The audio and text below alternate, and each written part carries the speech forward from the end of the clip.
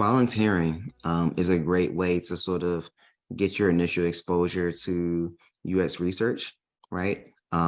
If you think about the various kinds of volunteer work that's available, it's really abundant. Some of the organizations or entities that have the most need for volunteer work are nonprofits. Nonprofits are always looking for volunteers in any industry. They're always looking for people to help, for people to support, and that's a great way to also build relationships for social capital and social proof. So nonprofits are a great way to volunteer. If you're not necessarily close in proximity to a nonprofit, maybe there's a startup, right?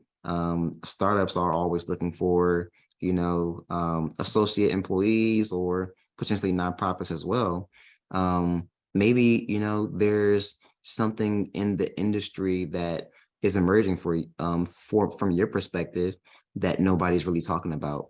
Well, that's an opportunity for you as a researcher to perform a case study, right? And that case study could be something that you're able to display and show on your portfolio, even when there are no stakeholders involved, right? These are like two great ways to really take the initiative as a researcher, which is something that we have to do to be able to get that experience.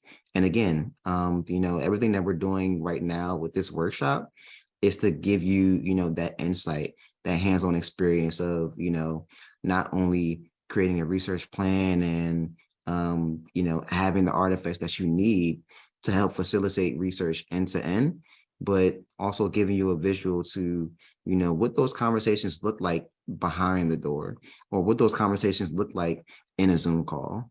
As Yao mentioned, like these are things that we didn't necessarily have exposure to. I couldn't go to YouTube to understand, how does it look like for a researcher to have a kickoff call with a stakeholder, right? These are things that I had to learn by doing.